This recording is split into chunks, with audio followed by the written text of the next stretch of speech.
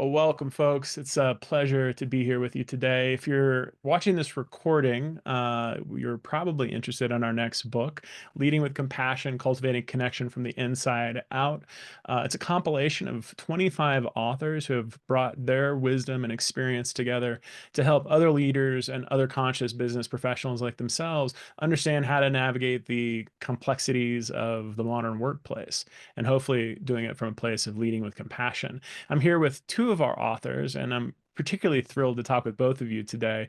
Can't take favorites because all the chapters are wonderful, but your two chapters really stood out to me and Mm. spoke to my heart as I was reading through the book recently.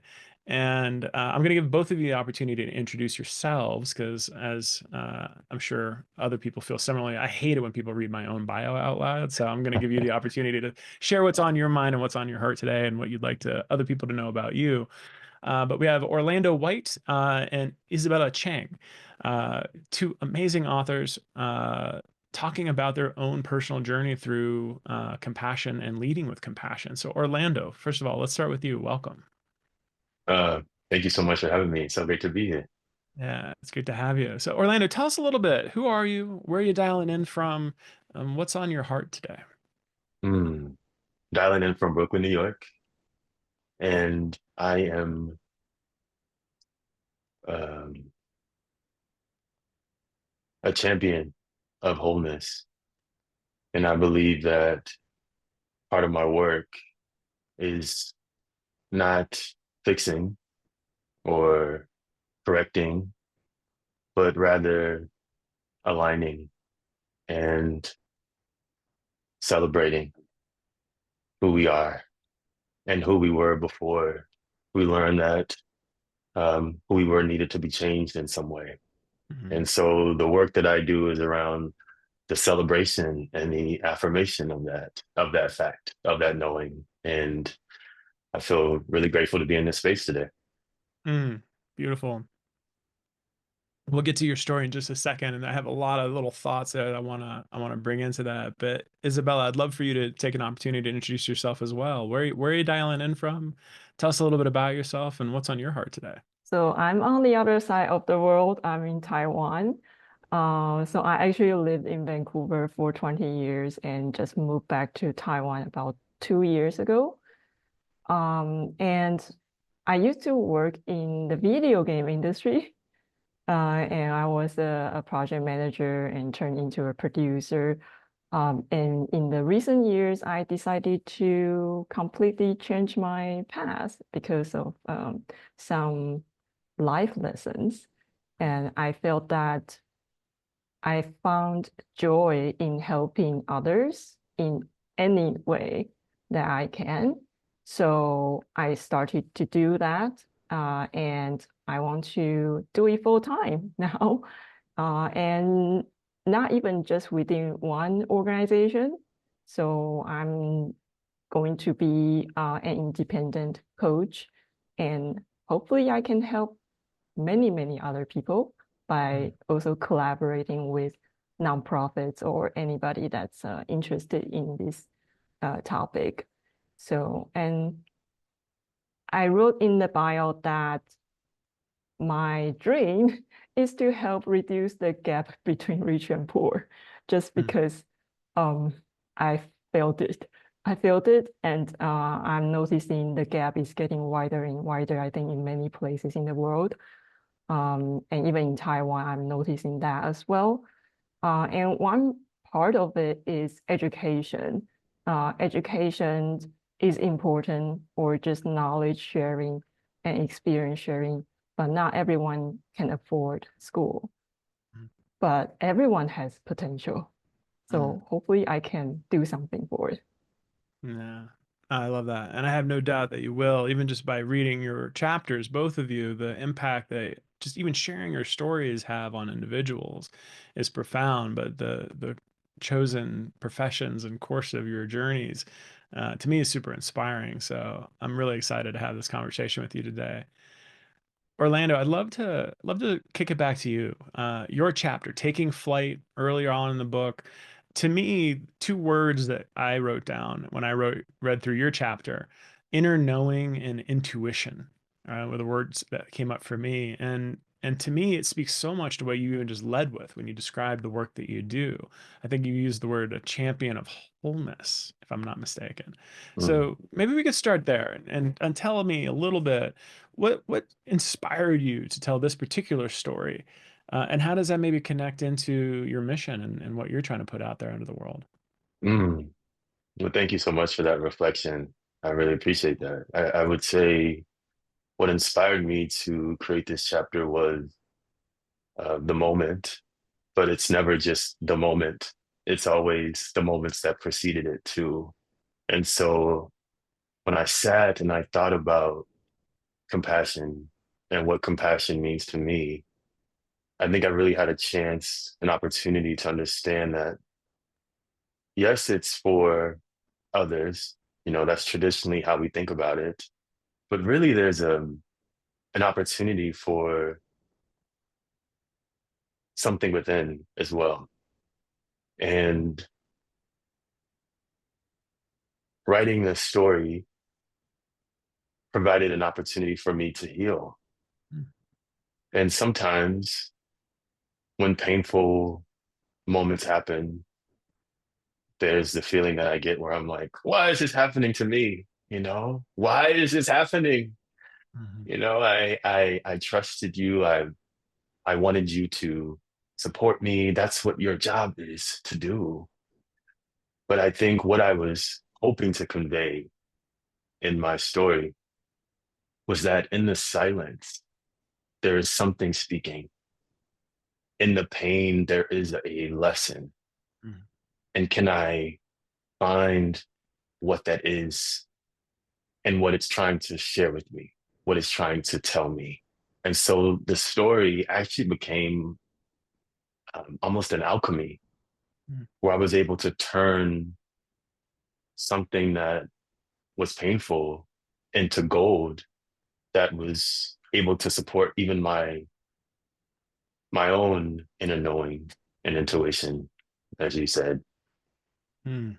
Yeah, thank you for that reflection. Yeah, and I'm kind of curious too, like this kind of transmutation, this alchemy of something painful, something difficult. And I'd love to get into the specifics of it in a minute because just even reading your story and what you shared just hit me as a coach very deeply. It was like, oh my gosh, like how could this person? Was Mm, my immediate reaction to it. But just towards the end, as you were able to flip it around, to me, it was just like this really beautiful excavation of the goodness of that experience in a way that really serves you. But I'm kind of curious, like when you embarked on writing this chapter, did you know or did you have a sense that it would impact you in this way? Or, what was your intentions coming into it? mm.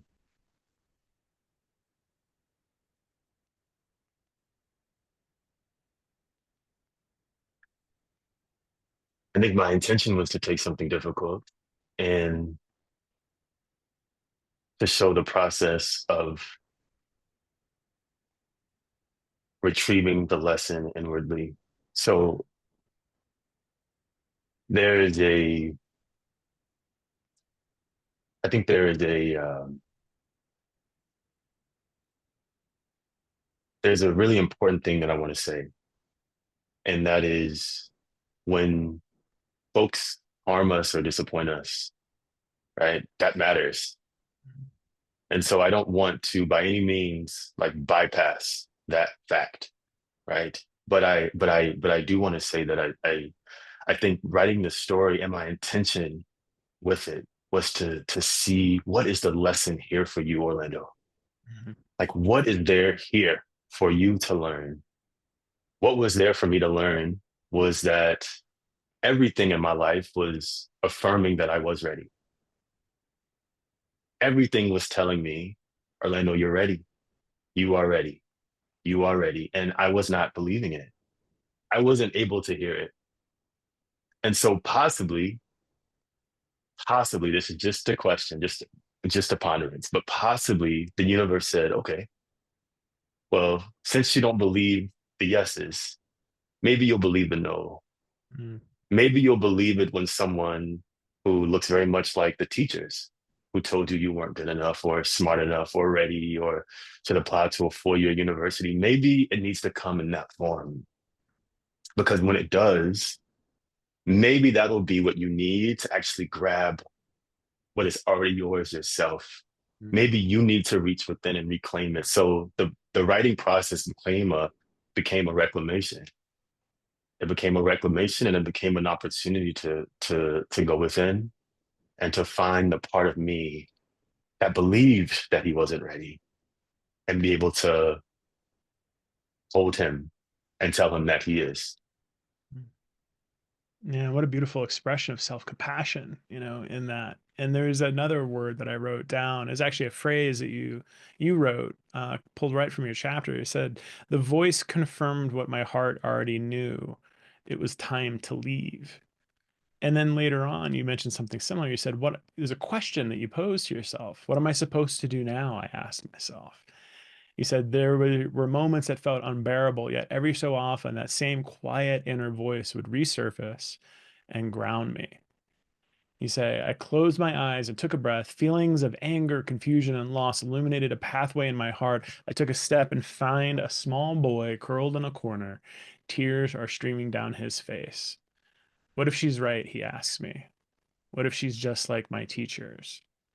I take the boy's hand in mine and I look in his eyes. I can see myself reflected in him. "Those teachers are wrong," I tell him.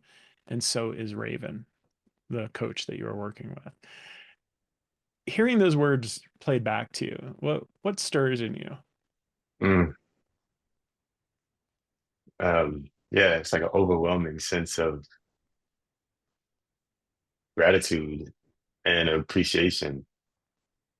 There's something stirring that feels like joy, resilience, power Mm, is what stirred. And I think that's the journey. That has been the journey for me. Not about proving someone wrong mhm, or acting out of defiance or saying, well, I'm going to show you. It actually is a mission of love, mm, of self-love.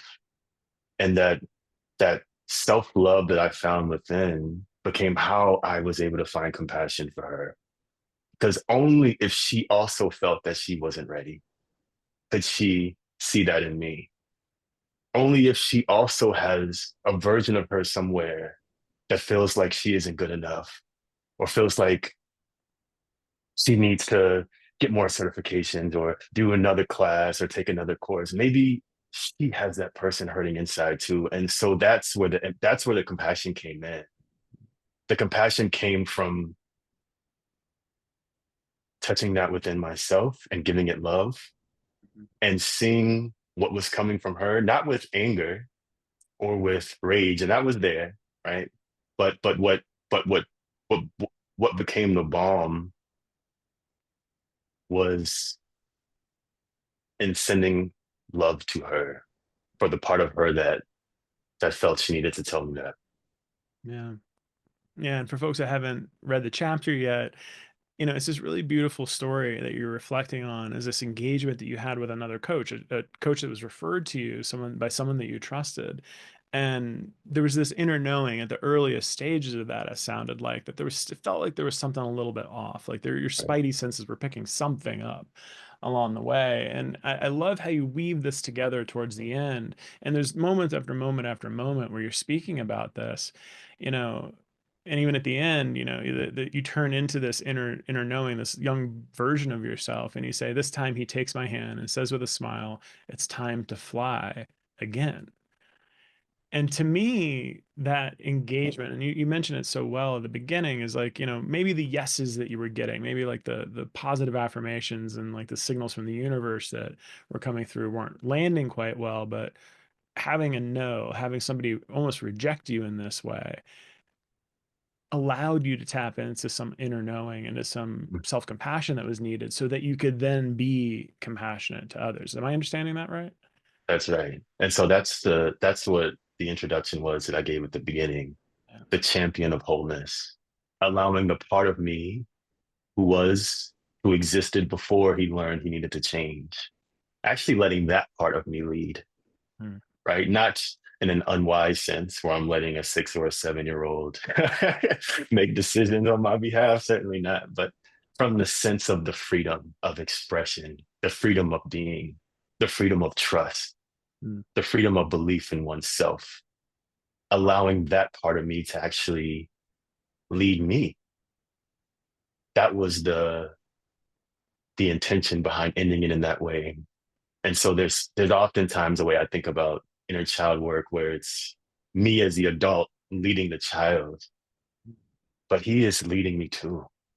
Mhm. Mhm. Yeah. And again, as I mentioned before, both of your chapters really spoke very deeply to me. And, I feel like anybody that were to read that and have any type of experience similarly meeting rejection or, facing criticism, or someone trying to keep us small, whether that's a societal thing or a learned behavior or literally a person putting you in your place. Um, to me, that just speaks to a beautiful guidepost along the way. Like turn inward, listen to that inner child. It has something to say to you and Mm, something to share. I'd love to mhm. come back here, Orlando, and I'm sure that we're going to weave in some of what Isabella had to share. But Isabella, I'd love to turn the attention a little bit on you and your chapter. The title being "Insert Coin and Press Start" makes so much sense coming from your video game background. Tell us a little bit, similarly to the question I had for Orlando, like when you kind of embarked on this process, what did you experience? Why this chapter? Why now? Uh, and what was the experience like for you? Yeah, so this book project just came to my inbox at the right time. And it's not just the right time, but also the right topic. Compassion is one of my core values.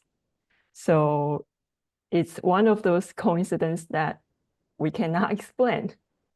And I took it, but I was afraid. I've never written a book before, but I remember that every time I got out of my comfort zone, something great usually happened. So I took the leap and wrote this chapter, and it's one of the most amazing experiences I had. And why I chose the topic and stories. When I was brainstorming what story to share, I wrote down a bunch of ideas, just brain dump on a paper or a document. And I keeps coming back to this story that I chose to write because it's just so memorable that to this day, I can still remember it like very, very clearly. And even when I was writing the story, I got very emotional. So we are doing like multiple drafts and editing, and reading. And every time, even now when I read it, I still get emotional. And especially it happened in earlier in my career. And I guess from a positive side, I'm grateful that I can realize it early so that I can take the lesson with me as I grow and as I move to other teams or companies and just grow as a person and hopefully inspire others. And the part about being vulnerable with ourselves and recognizing that it's okay to feel sad or to make mistakes. And that's how we learn is to first recognize that there is something that we can improve. So to recognize that we have an opportunity to improve. So it's not a weakness, it's an opportunity. And give yourself compassion or give everyone, like all of us, compassion to feel that that emotion. And it's okay to be sad or to cry. That's not a bad thing. And because we can usually learn something from it. So when I was writing this chapter, I also recognize that, I actually went through a lot that I didn't realize before. And I've grown a lot. And now I'm in a position that I can help others by sharing my story. So that hopefully people can get some inspiration from this. Well, inspiration definitely was stirred within me. You know, as you were sharing your story, and particularly in the beginning, one of the things that I really appreciated about the way you laid the chapter out was like you're kind of talking about your own inner journey, your own inner struggle with like even just understanding like what the right level of engagement is when talking with other people. And you know, one of the things that you mentioned earlier on was like you know knowing the right amount of small talk to talk about. You were talking about being in Vancouver, weather is something obviously you can draw from quite a bit, and it almost sounded like there was like this attempt to create a formula of like proper engagement that felt comfortable. But then later on, you shared something that I really resonated with. You said creating an environment where people can thrive not only helps them reach their full potential, but also increases the productivity of the team and the organization. To achieve this, we must listen to understand what people need. By continuously showing genuine care through active listening and patience, we can create a safe space for them to open up and reveal their real challenges. And to me, there's a huge jump between trying to create this formulaic kind of approach to like what's the right level of depth of engagement, the right number of personal questions to ask at any given time, to really thinking about it as more of creating this space where people can feel safe and free to share and to be vulnerable. I wonder if maybe you could speak to that a little bit. Yeah, so because I grew up in Taiwan and only moved to Vancouver the day before my 18th birthday. So I'm like split in half, like culture-wise. So from an Eastern culture to Western culture, and the way I was raised is like that. Is as a girl when I was a kid, like we're supposed to be quiet and behave, and you know all the stereotypical things. And I was in the process of trying to break out of it, and find a better way and find the balance. So that's why I was trying to figure out, the right amount of questions. So try to find the balance that works for people, and not just culture wise, but also individual wise. And yeah, so from trying to find a formula, I guess that's part of the logic in me is try to analyze and find ways to solve the problem. And later on, I found this, I guess, more general way to achieve this goal is to create a safe space for people and just be genuine. And it will become effortless in some way. In the beginning, it might be a little bit difficult because we need to be open and be vulnerable, and to pay attention. But over time, I feel that I can actually be myself, and be genuine.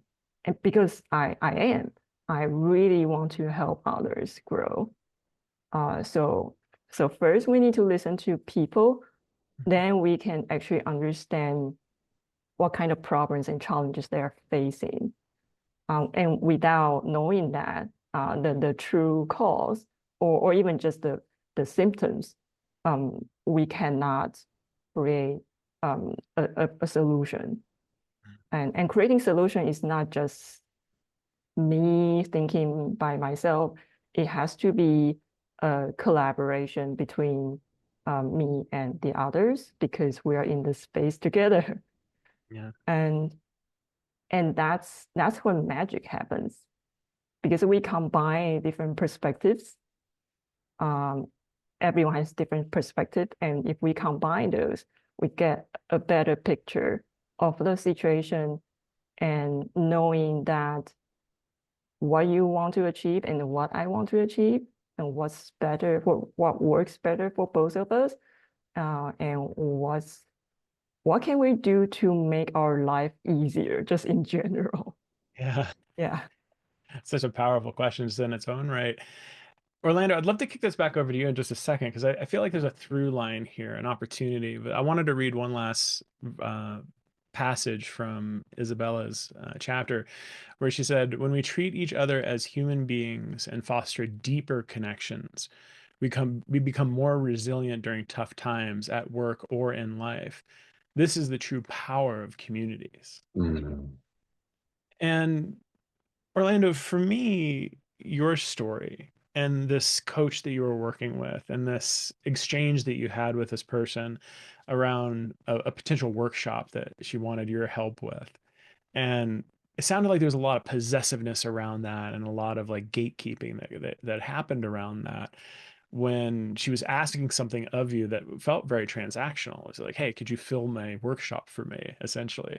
And you're like, actually, no, this is much more about what the community needs, what all these people needs, and what I can bring to the table. And to me, that was almost a missed opportunity for the true power of connection. This idea of what Isabella was saying, if we could treat each other as human beings and find the opportunity to connect and share in the value of that connection, it opens up all these new opportunities. That felt to me like a very large missed opportunity for her or them. I Mm. didn't catch their gender, but I'm curious, what is, if just reflecting on that, what comes up for you?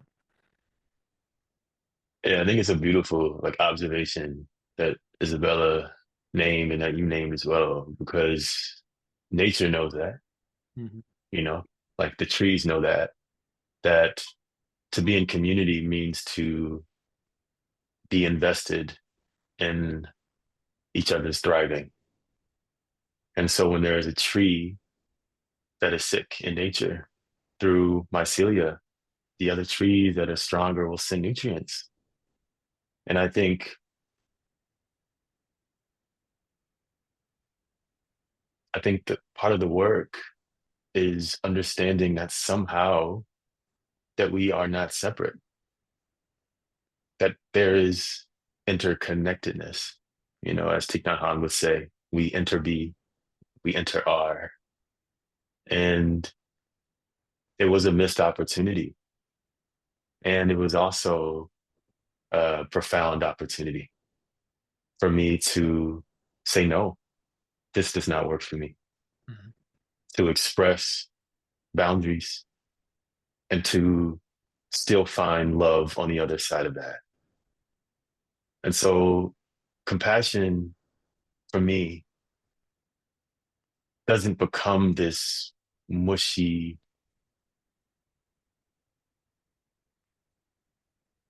Pollyanna concept, but it becomes how I can be with the emotion, can move through it, and can arrive at love at the other side for the other person, but also for myself.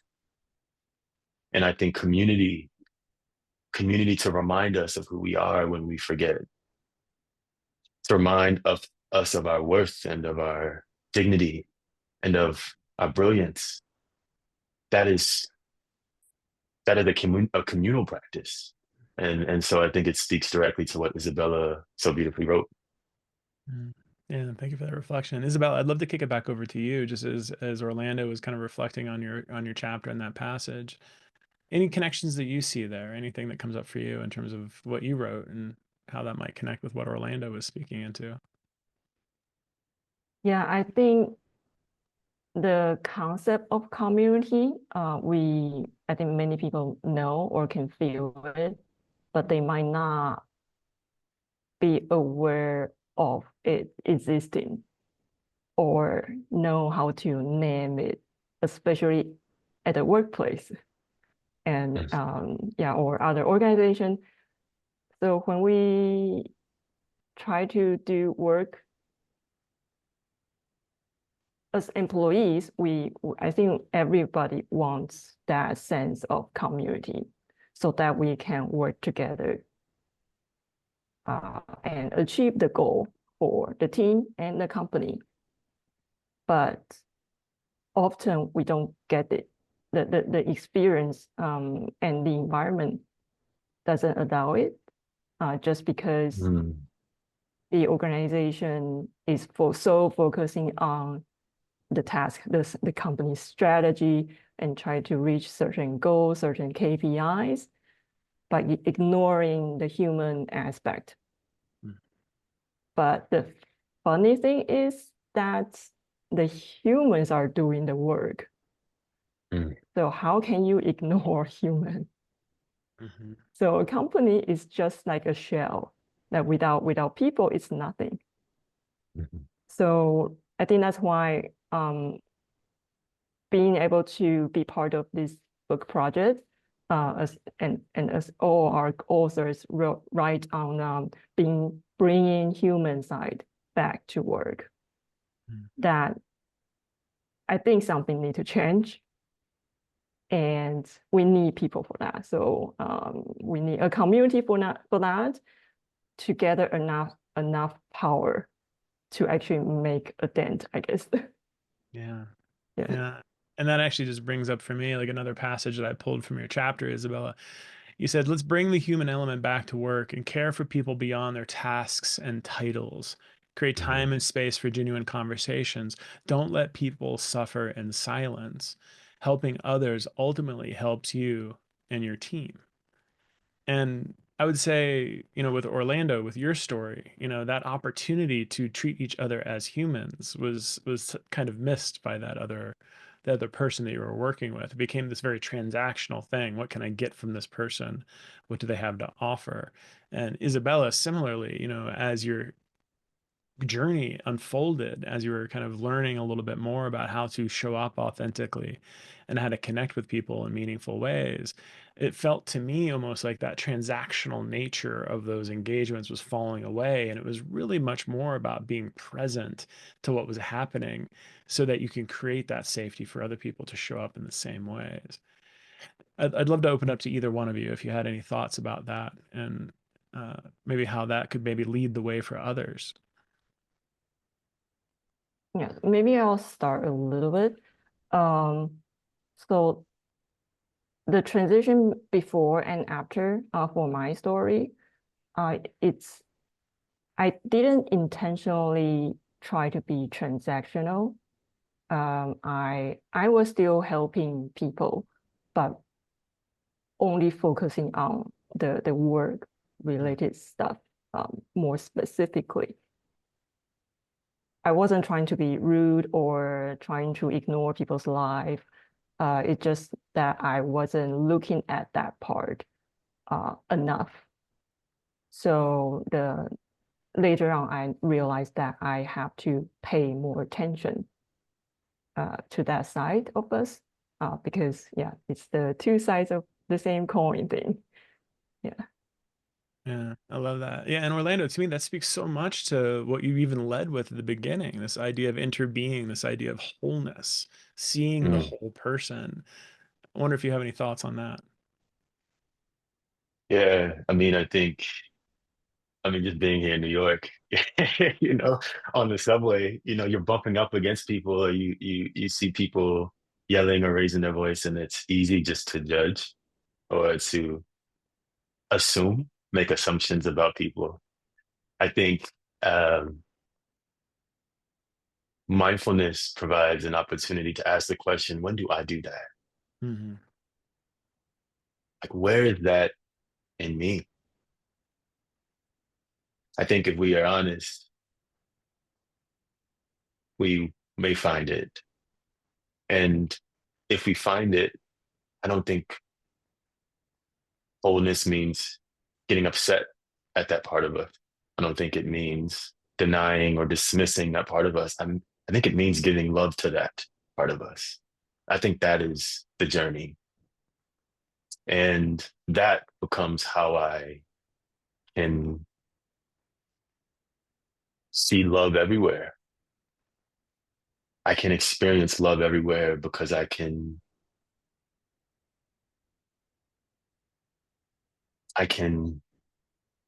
meet that place in me and try my best to offer it and for others.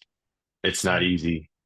It is a practice, but I do think we have great role models, you know, Dr. King, Thich Nhat Hanh, James Baldwin, Mhm. folks who have been able to spin gold and spin love and remind us all that we're worthy of that. Yeah, I love those names that you evoke, and there's dozens of others that people, also other people might reference that speak to them and call them forward. That's right. Um, we only have a few moments left, but one thing I would just love to kick back to either one of you or both of you, hopefully, is for folks that are interested in these journeys, in your stories, and perhaps there's a tickle somewhere within them that's speaking to them and asking for attention. And perhaps there's a story that they would like to tell that maybe is a little outside of their comfort zone, as Isabella said. What would be some advice that you would offer to them about this experience of writing these chapters? Mm.